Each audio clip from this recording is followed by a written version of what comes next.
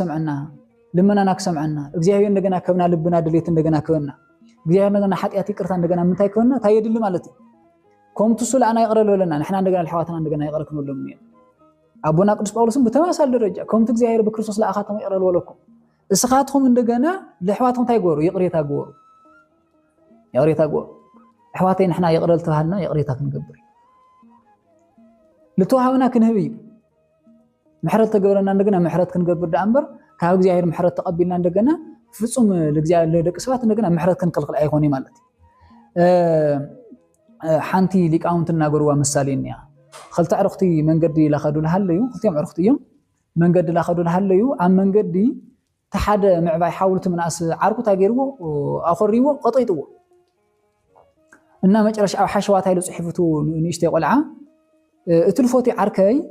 ሎማ ዓንቲ ቀጠይጡን ኢሉ ሓሸዋ ጽሕፉ ካው ጉዕዞም ቀጽሎም ኣውልኾን ሩዋ ወጽሕ ባሕር ቃላይ ማለት ስለሎ መቆም እንደገና ከሕምሱ ክዳውን ተመማላሊኦም ላፍቲ ባሕር ጠሊቁ እና ተሕምሱ ተለው ድንገት ተህፃን ቆልዓ ብዙሕ መሳሰለ ይኽእል ለፍቲ ጫፍ ለሐመሰን ላፍቲ ማእኸል ምሳእቲ ምስጣን ጀሚሩ እናቱ ዓዊ ሓመሳሰለ ለኽል ሓሚሱ ኣውጽይዎ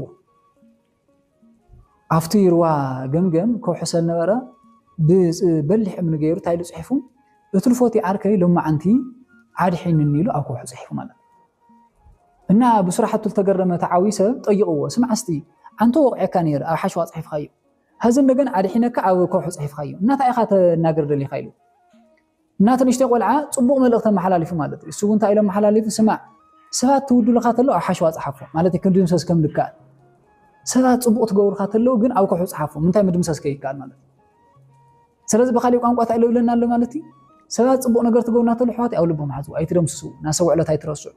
ሰባት ትውዱልና ተለው ግን ቂም በቀል ጌርና ኣብ ልብና ኣይንቋጽሩ ኣብ ልድምሰስ ልብና ንጽሓፎ ማለት ስለዚህ ሰባት ሞጽኦም ወይ ሽማግለታት ሞጽኦም ወይ እንደገና እግዚአብሔር ብልትፈላለዩ መልእኽቲ እንተስ መጽሓፍ ቅዱስ ድዩ እንተስ ብቃሉ ገይሩ ድዩ እንተስ መምሃራን ገይሩ ድዩ እንተስ ብስብከት ገይሩ ድዩ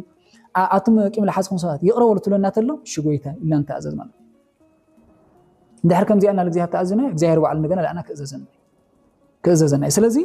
ና መጨረሻ ነገር ታዩ ይቕሬታ ምግባር ማለት ይቕሬታ ምግባር እና ብናኣወው ትምህርቲ ሓሳብና ክንውድእ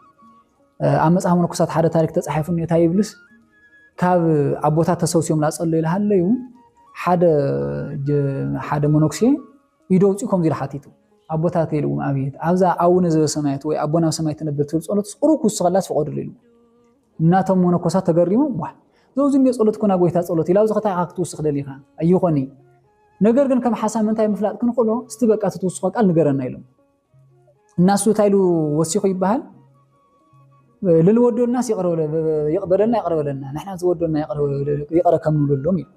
ነገር ግን ጎይታ እዚ እስካን ድሕሊ ሓገዝ ኻና ይኾን እሞ ይቕሬታ ክንገብርስ በቃ ጸጋ ኃይል ሃበና ልብል ቃል ይኩስኽ ደሊ ኢሎም እና ቦታታ ኢሎም እዚ ማን ኻይ ኻይሎም ስለዚህ ሕዋተ ይቕሬታ ምግባር ለመችን ብናዓልና ጻዕር ብናዓልና ድኻመ ይኾን ብዙሕ ነገራት ይሓጽረና ኢና ስለዚህ እግዚአብሔር እንደገና ለቶም ወዶና ሰዓት ይቕሬታ ክንገብረሎም ጸጋ ኃይሊ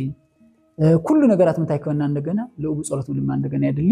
አምላከ ቅዱሳን እግዚአብሔር ካብ ቂም ካብ በቀል ይሰውረና ንጹህና ይቅረብ ሃለብ እንደገና ይሃበና ወስዋት ለእግዚአብሔር